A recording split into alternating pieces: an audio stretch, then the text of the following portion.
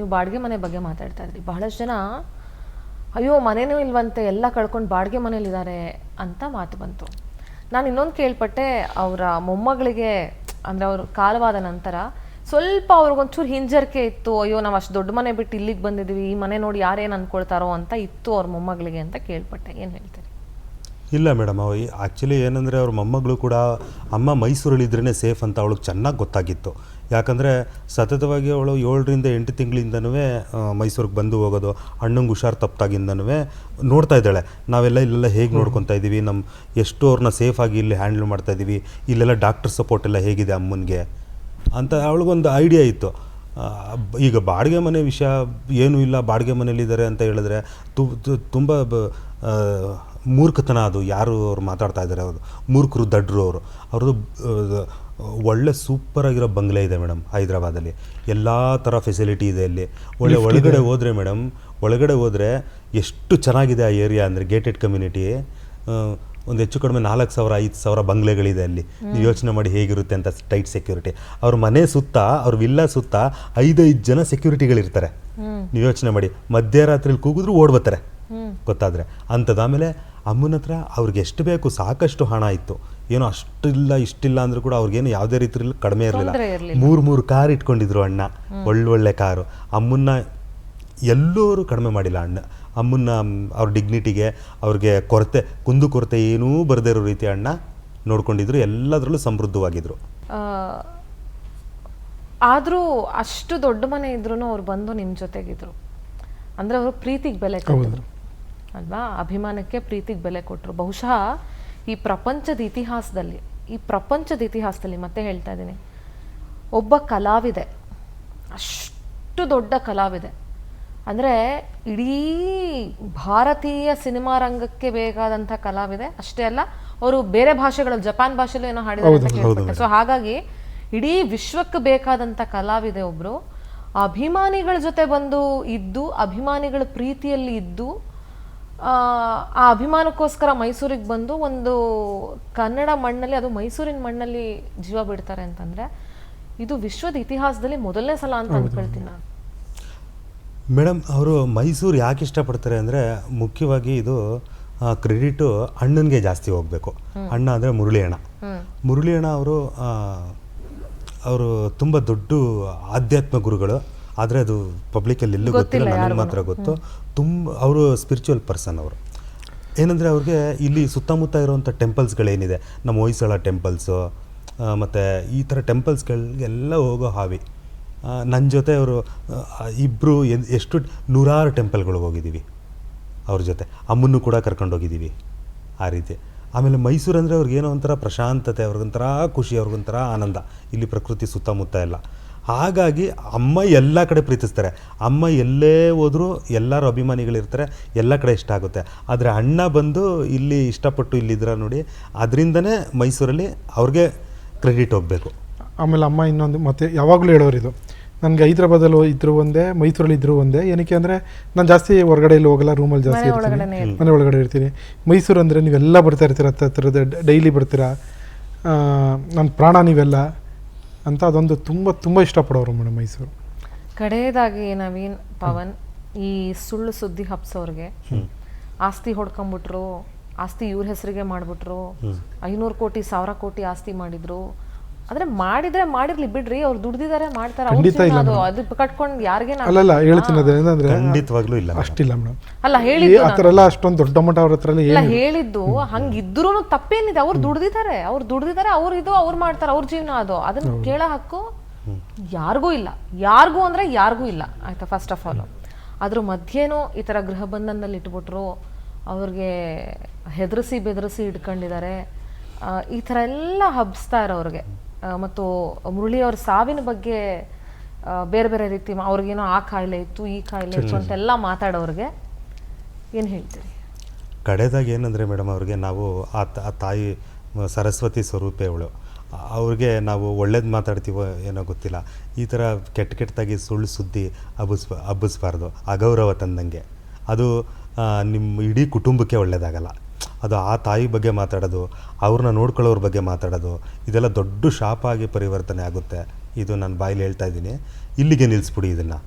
ಅವ್ರ ಬಗ್ಗೆ ಒಳ್ಳೇದು ಬರೀದೇ ಹೋದರೂ ಪರವಾಗಿಲ್ಲ, ನೀವು ಕೆಟ್ಟದ್ದು ಮಾತ್ರ ದಯವಿಟ್ಟು ಬರಿಬೇಡಿ. ಅವ್ರ ಹೆಸರು ಸೂರ್ಯ ಚಂದ್ರ ಇರೋವರೆಗೂ ಅಜರಾಮರಾಗಿ ಇರ್ತದೆ ಮೇಡಮ್. ದಯವಿಟ್ಟು ಇಲ್ಲಿಗೆ ಎಲ್ಲ ಸ್ಟಾಪ್ ಮಾಡಿ. ಅದು ಇನ್ನೇನು ನೆಗೆಟಿವ್ ಆಗಿ ಬರೆಯೋದು ಆ ಥರ ಎಲ್ಲ ಮಾಡಬೇಡಿ ಅಂತ ಕೇಳ್ಕೊತೀನಿ. ನಮಗೆ ಪ್ರೋತ್ಸಾಹ ಕೊಡಿ, ನಮ್ಮ ಬೆನ್ನು ತಟ್ಟಿ, ನೀವೆಲ್ಲ ನಮ್ಮ ಸಪೋರ್ಟಿವ್ ಆಗಿ ನಿಂತ್ಕೊಬೇಕು.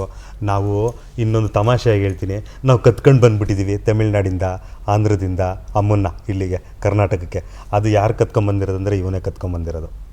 ಸರಿನೇ, ನಮಗೆಲ್ಲ ನೀವು ಬೇಷ್ ಅನ್ಬೇಕು, ಪ್ರೋತ್ಸಾಹ ಕೊಡಬೇಕು. ನಾವೇನು 4-5 ಜನ ಹುಡುಗರಿದ್ದೀವಿ, ಅನಿಲು, ಕಿಶನ್ನು ಮತ್ತು ಅರುಳು, ಶ್ವೇತಾಂಬರಿ, ಇವರೆಲ್ಲ ಎಷ್ಟು ಪ್ರೀತಿ ಗೊತ್ತೆ. ಕಾಲ ಹತ್ರ ಕುತ್ಕೊಂಡು ಅಮ್ಮನ್ನ ಕಾಲು ಸವರ್ತಾ ಅವ್ರ ಹಾಡುಗಳ ಬಗ್ಗೆ ಮಾತಾಡ್ಕೊಂಡು ಅವ್ರಿಗೆಲ್ಲೂ ಬೋರ್ ಆಗದೆ ಇದ್ದಂಗೆ ಮೈಸೂರಲ್ಲಿ ಅವ್ರು ಏನು ನಿರೀಕ್ಷೆ ಇಟ್ಕೊಂಡು ಮೈಸೂರಿಗೆ ಬಂದು ಸೆಟ್ಲಾಗಿದ್ರು ಮೇಡಮ್, ಪರಿಪೂರ್ಣವಾಗಿ ನಾವು ಎಲ್ಲ ನಿಂತು ಕರ್ನಾಟಕದ ಜನತೆ ಪರವಾಗಿ, ಎಲ್ಲ ಅಭಿಮಾನಿಗಳ ಪರವಾಗಿ ನಾವು ನಿಂತು ಅವ್ರಿಗೆ ಸಂತೃಪ್ತಿ ಮಾಡಿದ್ವಿ. ಆ ತೃಪ್ತಿ ನಮಗಿದೆ. ಅದಕ್ಕೆ ನೀವು ದಯವಿಟ್ಟು ಅಗೌರವ ಥರ ಅಂಥ ಕೆಲಸ ದಯವಿಟ್ಟು ಮಾಡೋಕ್ಕೆ ಹೋಗ್ಬೇಡಿ. ಇದೊಂದು ಕೈ ಮುಗಿದು ಕೇಳ್ಕೊತೀನಿ ಅವ್ರಿಗೆ. ಇಡೀ ಕೋಟ್ಯಾಂತರ ಕನ್ನಡಿಗರ ಪರವಾಗಿ, ಕೋಟ್ಯಾಂತರ ಭಾರತೀಯರ ಪರವಾಗಿ ನಾನು ನಿಮ್ಮಿಬ್ಬರಿಗೂ ಕೈ ಜೋಡಿಸಿ ನಮಸ್ಕರಿಸ್ತೀನಿ. ಯಾಕೆಂದರೆ SPB ಸರ್ ಹೇಳಿದರು, ಮುಂದಿನ ಜನ್ಮ ಅನ್ನೋದೊಂದಿದ್ರೆ ನಾನು ಇದೇ ಕರ್ನಾಟಕದ ಮಣ್ಣಲ್ಲಿ ಹುಟ್ಟಬೇಕು ಅಂತ. ಆದರೆ ಜಾನಕಿ ಅಮ್ಮ ಮೈಸೂರು ಸಾಂಸ್ಕೃತಿಕ ನಗರಿ ಅಂತ ಹೇಳ್ತೀವಿ. ಅವರ ಕಡೇ ಪ್ರೋಗ್ರಾಮ್ ಮೈಸೂರಲ್ಲೇ ಮಾಡಿದರು. ನಾನು ಒಂದು ಸಲ ಅವ್ರನ್ನ ಭೇಟಿ ಮಾಡಿದಾಗ ಅವರು ಹೇಳಿದರು, ನಾನು ಇಲ್ಲೇ, ನನ್ನ ಉಸಿರು ಇಲ್ಲೇ ಅಂತ ಇಷ್ಟೇ ಹೇಳಿದ್ದವರು. ಹೌದು ಮೇಡಮ್. ಅದೇ ರೀತಿ ಅವ್ರು ಮಾಡಿದರು. ಮತ್ತು ನಿಮ್ಮನ್ನೆಲ್ಲ ನಂಬಿ ನಿಮ್ಮನ್ನ ಪ್ರೀತಿ ವಿಶ್ವಾಸದಲ್ಲಿ, ಯಾಕೆಂದರೆ ಅಂಥ ಒಬ್ಬ ದೊಡ್ಡ ಕಲಾವಿದೆ, ಒಬ್ಬ ಅಭಿಮಾನಿ ನಂಬಬೇಕು ಅಂತಂದರೆ ಅದು ಹುಡುಗಾಟದ ವಿಷಯ ಅಲ್ಲ ಅಲ್ವಾ? ಅವ್ರ ಇಡೀ ಕುಟುಂಬ ನಿಮ್ಮನ್ನು ನಂಬಬೇಕು ಅಂತಂದರೆ ಅದು ಹುಡುಗಾಟದ ವಿಷಯ ಅಲ್ಲ ಮೇಡಮ್. ಈ ಮಧ್ಯದಲ್ಲಿ ಒಂದು ಏನು ಮಾತಾಡ್ತೀನಿ ಅಂದರೆ, ಈ ವಿಷಯಕ್ಕಾಗಿ ಯಾವಾಗಲೂ ಹೇಳೋರು, ನಿನಗೆ ಯಾವ ಜನ್ಮದಲ್ಲಿ ಋಣ ಬಂದಾನೋ ನೀನು, ನಿನ್ನ ಮಗ ಆಗಿ ನಿನ್ನ ನೋಡಿದಾಗೆಲ್ಲ ನನ್ನ ಒಂಥರ ಪ್ರೀತಿ ಹುಟ್ಟುತ್ತೆ ನನಗೆ ಅಂತ. ಇವನಿಗೆ ಎಷ್ಟು ಮುದ್ದಾಗಿ ಪ್ರೀತಿಸೋರು ಗೊತ್ತೆ. ಇವನು ಎಷ್ಟು ಎತ್ತರ ಇದ್ರು ಒಂದು ಮಗು ಥರ ಇವನ್ನ ಪ್ರೀತಿಸೋರು ಮೇಡಮ್. ಅಣ್ಣ ತಿರೋದ್ಮೇಲೆ ಬಂದು ಗೆಸ್ಟೆಲ್ಲ ಹೋದ್ಮೇಲೆ ಅಮ್ಮ ಒಬ್ಬರೇ ರೂಮಲ್ಲಿ ಮನಗಿದ್ರು ಮೇಡಮ್. ಸರಿ, ನಾವು ಒಂದು ಸ್ವಲ್ಪ ಇನ್ನು ರೆಸ್ಟ್ ಮಾಡಲಿ, ಬಾಯಿ ಹೇಳ್ಬಿಟ್ಟು ಹೋಗೋದು ಅಂದ್ಬಿಟ್ಟು ರೂಮ್ ಒಳಗೆ ಹೋದೆ. ಅಮ್ಮ ಹಿಂಗೆ ಮಲಗಿದ್ರು. ಪಾಪ ಎಷ್ಟು ದುಃಖ ಇರ್ಬೋದು ಅವ್ರ ಮನಸ್ಸಲ್ಲಿ. ಮಗ ಹೋಗ್ಬಿಟ್ಟು ನಾವು ಎಲ್ಲ ಅದು ಕಣ್ಣು ಕಟ್ಟಂಗೆ ಐತೆ ಮೇಡಮ್. ಇವನು ಬಗ್ ನೋಡ್ಬಿಟ್ಟು ಅಮ್ಮ ಈ ಥರ ಕಣ್ಣಲ್ಲಿ ಒಂಥರ ನೀರು ಬರ್ತೈತೆ, ನೋವು ಹಿಂಗೆ ಕಾಲು ಮುಟ್ತಾ ಇವನು ಹೋಗ್ಬಿಟ್ಟು ಅಯ್ಯೋ ಬಂದ ಎದೊಳಕ್ಕೆ ಅಂತ ಹೋಗ್ತಾಯಿರೋ, ಎದೊಳ್ಬೇಡಿ ಮನೆಗೆ ಮಲ್ಲಿಗೆ ಅಂತ ಹೇಳಿದೆ. ಅಮ್ಮ ಅಣ್ಣ ಇಲ್ಲ ಅಂತ ಬೇಜಾರಮ್ಮ ಅಂತಂದೆ. ಅವ್ರು ಏನು ಮಾಡಿಲ್ಲ, ಕಣ್ಣಲ್ಲಿ ನೀರು ಸುರಿತಾನೆ ಇದ್ರು. ಅಮ್ಮ ನೀವು ಎಲ್ಲೂ ಹೋಗ್ಬೇಡಿ ಅಮ್ಮ, ಕೊನೆಯವರೆಗೂ ನಾವು ನಿಮ್ಮನ್ನ ಮಗು ಥರ ನೋಡ್ಕೊತೀವಿ ಅಮ್ಮ, ನೀವು ಮೈಸೂರಲ್ಲೇ ಇರಬೇಕು ಅಮ್ಮ ಅಂತಂದೆ. ನಾನು ಅವರು ಹೇಳಿದ್ದು ಅಷ್ಟೇ, ನಾನು ಎಲ್ಲೂ ಹೋಗಲ್ಲ, ನೀನು ಏನು ಹೇಳೋದು ಬೇಕಾಗಿಲ್ಲ, ನೀವು ಹೆಂಗೆ ನೋಡ್ಕೊತೀರಾ ಅಂತ ಕೊಟ್ಟು ನಿಮ್ಮನ್ನ ಯಾರನ್ನೂ ಬಿಟ್ಟು ನಾನು ನೀವು 5-6 ಜನ ಇದ್ವಲ್ಲ, ನೀವು ಕೊನೆವರೆಗೂ ನಾನು ನೋಡ್ಕೊತೀರಾ ಅಂತ. ಅದಕ್ಕೋಸ್ಕರ ಅಲ್ವಾ, ಯಾರೇ ಬರಲಿ ನಾನು ಮೈಸೂರೇ. ಇವನೇನಂತ ಕೇಳ್ಕೊಂಡು ಅಂದರೆ, ಅಮ್ಮ ನಿಮ್ಮ ಅಕ್ಕನ ಮಕ್ಕಳು ತಂಗಿ ಮಕ್ಕಳೆಲ್ಲ ಬಂದುಬಿಡ್ತಾರೆ, ನಿಮ್ಮ ಮೊಮ್ಮಗಳೆಲ್ಲ ಬಂದುಬಿಡ್ತಾರೆ, ನಿಮ್ಮನ್ನ ಬೆಂಗಳೂರಿಗೆ ಕರ್ಕೊಂಡು ಹೊಟ್ಟೋಗ್ಬಿಡ್ತಾರೆ ಅಮ್ಮ, ಅಮ್ಮನ ಕಾರ್ಯ ಎಲ್ಲ ಬರಲ್ಲ ಅಂತ ಹೇಳಿ ಅಮ್ಮ ಬರಲ್ಲ ಅಂತೇಳಿ. ಅಯ್ಯೋ ನಾನೆಲ್ಲ ಹೋಗ್ತೀನಿ, ನೀವು ನನ್ನ ಕಳಿಸ್ಬೇಡಿ ಅಂತ ಹೇಳ್ತಾರೆ. ನೀವು ನಿಮ್ಮನ್ನೆಲ್ಲ ಬಿಟ್ಟು ನಾನು ಎಲ್ಲ ಹೋಗ್ತೀನಿ, ನನ್ನ ಕೊನೆ ಉಸಿರು ಹಿಂಗೆ ಹೇಳೋದು, ನನ್ನ ಕೊನೆ ಉಸಿರಿರೋವರೆಗೂ ನಾನು ನನ್ನ ಮೈಸೂರಲ್ಲೇ ಇರೋದು. ಅಣ್ಣನೂ ಇಲ್ಲೇ ಹೋದ, ಹೇಳಿದ್ರು ಮೇಡಮ್, ನಾನು ಇಲ್ಲೇ ಹೋಗೋದು ಅಂತ ಹೇಳಿದ್ರು. ಆ ಮನಗಿರ್ಬೇಕಾದ್ರೆ ನನಗೆ ಇವತ್ತಿಗೂ ಕಣ್ಣಲ್ಲಿ ಕಣ್ಣು ಕಟ್ಟಿದಂಗೆ ಐತೆ ಮೇಡಮ್. ಶ್ರೀ ಕೃಷ್ಣ ಪರಮಾತ್ಮ ಮನಗಿದಂಗೆ ಇತ್ತು ಮೇಡಮ್. ಅವರು ಮಗು ಥರ ಮನಗಿದ್ರು ಮೇಡಮ್. ಅವತ್ತು ಆ ಫೀಲಿಂಗಲ್ಲೂ ಆ ಥರ ಹೇಳಿದ್ರು.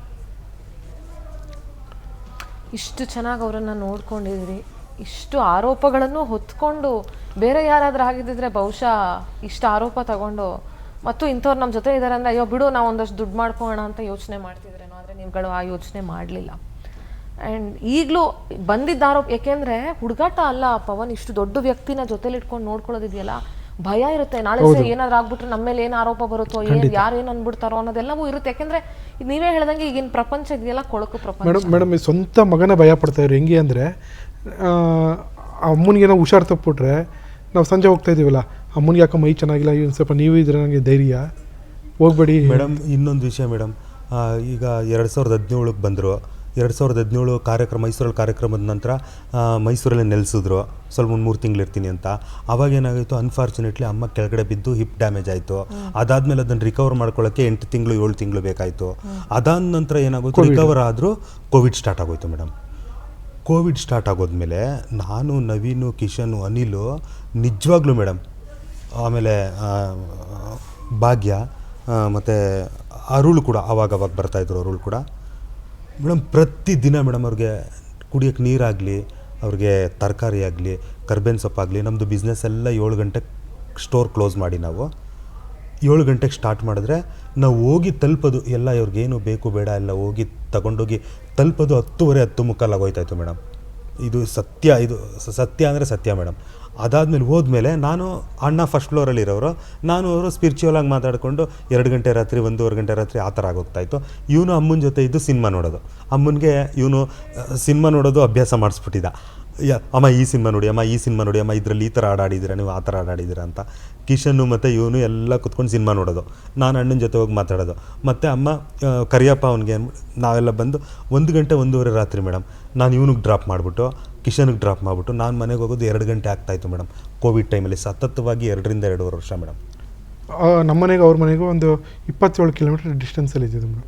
ಪ್ರತಿದಿನ ಮಧ್ಯರಾತ್ರಿ ಇದೆಲ್ಲ ನಾವು ಮಾಡಿದ್ದೀವಿ ಅಂದರೆ ಯಾರ ಪರವಾಗೋಸ್ಕರ ಮಾಡಿದ್ದೀವಿ ಮೇಡಮ್? ಅವರೆಲ್ಲ ಪ್ರೀತಿ ಉಳಿಸ್ಕೊಂಡಿದ್ದಕ್ಕೆ ತಾನೇ ಮೇಡಮ್, ಅಭಿಮಾನಿಗಳ ಪರವಾಗಿ ಮಾಡಿದ್ದೀವಿ. ಇವರೆಲ್ಲ ಈ ಎಲ್ಲ ಪತ್ರಕರ್ತರು ನನಗೆ ನಿಜವಾಗ್ಲೂ ಗೌರವ ಇದೆ. ಅಮ್ಮ ಓದಾದ್ಮೇಲೆ ಎಷ್ಟು ಸಹನೆ ಮೇಡಮ್ ಪತ್ರಕರ್ತರು. ಅಪೋಲೋ ಹಾಸ್ಪಿಟ್ಲ್ ಎದುರುಗಡೆ ಊಟ ಮಾಡಿದೆ, ತಿಂಡಿ ತಿಂದೆ, 4 ಅವರ್ 5 ಅವರು ಅಮ್ಮನಿಗೋಸ್ಕರ ಕಾದರು. ಆಮೇಲೆ ಬಂದು ಎಷ್ಟು ಸಹನೆಯಿಂದ ಮನೆ ಹತ್ರ ಅಮ್ಮನ್ನ ರೆಡಿ ಮಾಡಿ ಅವ್ರದ್ದೊಂದು ಫೋಟೋ ಕೊಡೋ ಗಂಟೆ ಎಷ್ಟು ತನಕ ಕಾಯ್ದರು ಮೇಡಮ್. ಅದು ನಿಜವಾದ ಅಭಿಮಾನ, ಪ್ರೀತಿ ಅಂದರೆ ಮೀಡಿಯಾದವ್ರದ್ದು. ಈ ಥರ ಕೆಲವರು ಬೆಳೆ ಜೊತೆ ಕಳೆ ಬೆಳೆಯುತ್ತೆ ಅಂತಾರೆ ನೋಡಿ, ಆ ಥರ ಈ ಥರದವರೆಲ್ಲ ಹುಟ್ಕೋತಾರಲ್ಲ ಮೇಡಮ್ ಇವರು. ಈ ಥರ ಇವ್ರಿಗೆಲ್ಲ ಏನಷ್ಟು ಏನೋ ನನಗೆ ಹೇಳೋಕ್ಕೆ ಅದೇ ಕೈ ಮುಗಿದು ಕೇಳ್ಕೋಬೇಕಷ್ಟೇ. ಈಗ ಏನು ಮಾಡೋಕ್ಕಾಗುತ್ತೆ? ದೃಷ್ಟರು ಕಂಡ್ರೆ ನಾವು ಅವ್ರ ಹತ್ರ ಹೋಗಿ ನಾವು ಫೈಟಿಂಗ್ ಮಾಡೋಕ್ಕಾಗುತ್ತಾ ಮೇಡಮ್? ಅಟ್ಲೀಸ್ಟ್ ಅವ್ರಿಗೆ ಅರ್ಥ ಮಾಡಿಸ್ಬೇಕು, ಇನ್ನೇನು ಕೇಳ್ಕೋಬೇಕು. ದಯವಿಟ್ಟು ಈ ಥರ ಮಾಡಬೇಡಿ ಕಣ್ರಪ್ಪ, ಮರ್ಯಾದಸ್ಥರು ನಾವು, ನಮ್ಮದೇ ಆದಂಥ ಒಂದು ಪರಿವಾರ ಇದೆ, ನಮಗೂ ಜೀವನ ಇದೆ ಅಲ್ವಾ ಮೇಡಮ್. ನಮಗೆ ಕೆಟ್ಟ ಹೆಸರು ಬಂದರೆ ನಮ್ಮ ತಂದೆ ತಾಯಿ, ನಮ್ಮ ಫ್ಯಾಮಿಲಿ ಎಲ್ಲ ನಮ್ಮ ಬಗ್ಗೆ ಏನು ಹೇಳುತ್ತೆ ಹೇಳಿ? ಯಾತಕ್ಕೋಸ್ಕರ ಅಂದರೆ ನೀವು ಇದನ್ನೆಲ್ಲ ಮಾಡ್ತಾಯಿದ್ದೀರಾ? ನಿಮ್ಗೆ ಕೆಟ್ಟ ಹೆಸರು ತಗೊಂಡು ಇದೆಲ್ಲ ಯಾಕೆ ಬೇಕು ಅಂತ ಅವರು ಬೈಯಲ್ವೇ? 100% ಬೈತಾರೆ. ಇವ್ರ ತಾಯಿ ನಮ್ಮ ತಾಯಿ ಎಲ್ಲ ಒಳ್ಳೆಯವರಾಗೋದಕ್ಕೆ ಅವರು ನಮ್ಮನ್ನು ತಲೆ ಸವರಿ ಬೇಷ್ ಅಂದರು. ನಮ್ಮ ಮನೇಲಾಗಲಿ ಇವನ್ ಮನೇಲಾಗಲಿ ನಾವು ಹೇಳೋದಲ್ಲ, ನಮ್ಮ ಫ್ರೆಂಡ್ಸ್ ಎಲ್ಲ ಅಮ್ಮನ ವಿಷಯಕ್ಕೆ ಅಷ್ಟು ಜನನೂ ಯಾರೋ ಒಬ್ಬರು ಗೆರೆ ಆಗ್ತಿರಲಿಲ್ಲ ಮೇಡಮ್. ವಿಶ್ವಕ್ಕೆ ಹೋಗ್ಬಾರ್ದು 24 ಅವರ್ಸ್ ಯಾವಾಗ ಅಂದರೆ ಅವ್ರು ರೆಡಿಯಾಗಿ ಹೊಟ್ಟೋಗ್ತಾಯಿದ್ದೋ, ಯಾರ ಮೇಲೂ ಇದು ಬೈತಾ ಇರಲಿಲ್ಲ, ಬೇಜಾರು ಮಾಡ್ಕೊತಾ ಇರಲಿಲ್ಲ. ಆಮೇಲೆ ಇನ್ನೊಂದು ವಿಷಯ ಮೇಡಮ್, ನೀವು ಒಂದು ಪ್ರಶ್ನೆ ಕೇಳಿದ್ರೆ, ಇಷ್ಟೆಲ್ಲ ಇದ್ರ ಮಧ್ಯೆ ಇಷ್ಟೆಲ್ಲ ಕಾಂಟ್ರವರ್ಸಿಗಳು ನಿಮ್ಮ ಮೇಲೆ ಬರ್ತಾಯಿದೆ, ನವೀನ್ ಮೇಲೆ ಬರ್ತಾಯಿದೆ, ಇದನ್ನೆಲ್ಲ ತಡ್ಕೊಂಡು ನೀವು ಹೇಗೆ ನೀವು ಬ್ಯಾಲೆನ್ಸ್ ಮಾಡ್ತಾಯಿದ್ದೀರಾ ಅಂತ ಹೇಳಿದ್ರೆ ಮೇಡಮ್, ಇವ್ರು ಒಬ್ಬರೋ ಇಬ್ಬರೋ ಈ ಥರ ಕೊಳಕು ಮನಸ್ಸಿರೋರು ಮಾಡಿದ್ರು ಕೂಡ 98% ಜನ ನಮ್ಮನ್ನು ಬೇಷ್ ಅನ್ನೋರಿದ್ರು, ಹೊಗಳೋರಿದ್ರು, ಪ್ರೀತಿಸೋರಿದ್ರು, ಗೌರವ ಕೊಡೋರಿದ್ರು ಮೇಡಮ್. ಇವತ್ತು ಇವನ್ ಜೊತೆ ಒಂದು ಕಾರ್ಯಕ್ರಮ ಇತ್ತು, ಅಲ್ಲಿ ಹೊರಗಡೆ ಬಂದಮೇಲೆ ಇವನ್ ಜೊತೆ ಫೋಟೋ ತಗೋತಾ ಇದ್ದಾರೆ ಮೇಡಮ್. ಕೇಳಿದ್ರೆ ಅವರು ಜಾನಕಿ ಅಮ್ಮನ ಜೊತೆ ಫೋಟೋ ತಗೊಂಡಷ್ಟು ಖುಷಿ ಆಯ್ತೈತೆ ನನಗೆ ಅಂತ. ಅಂಥ ಜನಗಳು ಎಷ್ಟು ಶಕ್ತಿ ತುಂಬ್ತಾರೆ, ನಮಗೆ ಎಷ್ಟು ಧೈರ್ಯ ತುಂಬ್ತಾರೆ, ಆ ಗೌರವ ಇದೆ ಮೇಡಮ್. ಏನೋ ಇಂಥವ್ರು ನೀವು ಮಾಡಿರೋ ಒಳ್ಳೆ ಕೆಲಸ ಖಂಡಿತವಾಗ್ಲೂ ನಿಮ್ಮ ಜೊತೆ ಇರುತ್ತೆ. ಆ ಸಾಕ್ಷಾತ್ ಸರಸ್ವತಿಯನ್ನ ನೀವು ಕರ್ನಾಟಕದಲ್ಲಿ ಇರೋ ಹಾಗೆ ಮಾಡಿದವ್ರು ನೀವು, ಮತ್ತು ಆ ಮೈಸೂರಿನ ಮಣ್ಣಲ್ಲಿ ನೆಲೆಸಂಗೆ ಮಾಡಿದವ್ರು ನೀವು. ಸೊ ನಮ್ಮೆಲ್ಲರೂ ಪರವಾಗಿ ನಮ್ಮೆಲ್ಲರೂ ಶುಭ ಹಾರೈಕೆ, ಧನ್ಯವಾದ, ಕೃತಜ್ಞತೆ ಎಲ್ಲವೂ ನಿಮ್ಮ ಜೊತೆ ಇದೆ.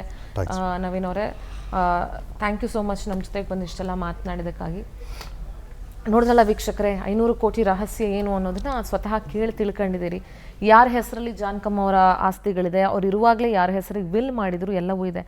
ಈ ಸ್ವಲ್ಪ ಅವರೇ ಒಂದು ದೊಡ್ಡ ಆಸ್ತಿ ರೀ ಕರ್ನಾಟಕಕ್ಕೆ. ಇವತ್ತು ಅವ್ರು ನೆಲೆಸಿದಾರಲ್ಲ ಭೂಮಿ, ಅದು ದೊಡ್ಡ ಆಸ್ತಿ. ಅದ್ರ ಬಗ್ಗೆ ಯೋಚನೆ ಮಾಡಿ. ಒಂದಷ್ಟು ಜನ ಅಲ್ಲಿ ಆ ಮಣ್ಣಲ್ಲಿ ಹೋಗು ಫೋಟೋ ತೊಗೊಳ್ತಾ ಇದ್ದೀರಾ, ಅಲ್ಲಿ ಹೋಗಿ ಹಾಡ್ತಿದ್ದೀರಾ, ಅದನ್ನೆಲ್ಲ ಮಾಡಿ, ಅದು ಅಭಿಮಾನ, ಅದನ್ನು ಬೇಡ ಅಂತ ಯಾರೂ ಹೇಳಲ್ಲ. ಆದರೆ ಅವ್ರು ಎಷ್ಟು ದುಡ್ಡು ಇಟ್ಟಿದ್ರು, ಎಷ್ಟು ಕಾರ್ ಇಟ್ಟಿದ್ರು, ಯಾವ ಬಂಗ್ಲೆಲಿದ್ರು, ಎಷ್ಟು ಬಾಡಿಗೆ ಕಟ್ತಿದ್ರು, ಯಾಕ್ರಿ ಬೇಕು ಅದೆಲ್ಲ? ಅದೆಲ್ಲ ಈಗ ಕಟ್ಕೊಂಡು ಏನು ಮಾಡ್ತೀರಿ? ಜನ್ಮ ನಾವು ನೀವು ಬದುಕಿರ್ತೀವಲ್ಲ, ನಾವು ಬದುಕಿರೋ ಕಾಲಕ್ಕೂ ನಾವು ಸತ್ತ ಮೇಲೂ ಸಾಕಾಗಷ್ಟು ಹಾಡುಗಳನ್ನು ಅವ್ರು ಹಾಡಿ ಇಟ್ಟು ಹೋಗಿದ್ದಾರೆ. ಇವತ್ತು 48,000 ಇರಲಿ, 4 ಗೀತೆ ಹಾಡ್ಬಿಟ್ರೆ ಅವ್ರನ್ನ ಹಿಡಿಯೋಕ್ಕಾಗಲ್ಲ. ತಲೆ ಮೇಲೆ ಕೊಂಬಿರುತ್ತೆ, ಕಾಲು ಭೂಮಿ ಮೇಲೆ ನಡೀತಾರಲ್ಲ, ಅಂಥದ್ರಲ್ಲಿ 48,000 ಗೀತೆಗಳನ್ನು ಹಾಡಿದ್ದಾರೆ. ಕೆಟ್ಟದ್ರ ಬಗ್ಗೆ ಯೋಚನೆ ಮಾಡೋ ಬದಲು ಒಳ್ಳೆದ್ರ ಬಗ್ಗೆ ಯೋಚನೆ ಮಾಡಿ. ಅವ್ರು ಏನು ಒಳ್ಳೆತನ ಬಿಟ್ಟು ಹೋಗಿದ್ದಾರೆ ಅದನ್ನಾದ್ರು ಕಲ್ತ್ಕೊಳ್ಳೋಣ. ಯೋಗ್ಯತೆ ಇದ್ದವ್ರು ಅದನ್ನಾದರೂ ಕಲ್ತ್ಕೊಳ್ಳಿ. ಅದನ್ನು ಬಿಟ್ಟು ಸುಳ್ಳು ಸುದ್ದಿ ಹಬ್ಬಿಸ್ಕೊಂಡು ಅವ್ರ ಹೆಸ್ರಿಗೆ ಕಳಂಕ ತಂದು, ಇನ್ನೂ ಈ ಹುಡುಗರು ಅವ್ರಿಗೂ ಬದುಕಿದೆ, ವೈಯಕ್ತಿಕ ಬದುಕಿದೆ, ಅವ್ರಿಗೂ ಫ್ಯಾಮಿಲಿಗಳಿದ್ದಾವೆ, ಅವ್ರಿಗೆ ಕಳಂಕ ತಂದು ಏನೋ ಯೂಟ್ಯೂಬಲ್ಲಿ ಒಂದಷ್ಟು ಲೈಕ್ಸು ಪುಡ್ಗ ಸಿಗುತ್ತೆ ಅನ್ನೋ ಮಾತ್ರಕ್ಕೆ ಇಂಥ ಚೀಪ್ ಮೆಂಟಾಲಿಟಿ ಕೆಲಸಕ್ಕೆ ಅದು ಮಾಧ್ಯಮಗಳಾದರೂ ಅಷ್ಟೇ, ಯಾರೇ ಆದರೂ ಅಷ್ಟೇ ಹೋಗಬೇಡಿ ಅಂತ ಹೇಳ್ತಾ, ಒಂದು ಗೌರವ ಇರಲಿ ಅವರ ಸಾಧನೆಗೆ, ಅವರ ಹಿರಿತನಕ್ಕೆ, ಅವರ ಸರಳತೆಗೆ, ಅವರು ಬದುಕಿಟ್ಟ ರೀತಿಗೆ ಒಂದು ಗೌರವ ಇರಲಿ ಅಂತ ಹೇಳ್ತಾ ಈ ಕಾರ್ಯಕ್ರಮ ಅಲ್ಲಿಗೆ ಮುಗಿಸ್ತಾ ಇದ್ದೀನಿ. ನೋಡ್ತಾ ಇದ್ದೀವಿ ಪವರ್ ಟಿವಿ, ಇದು ನಿಮ್ಮ ಶಕ್ತಿ.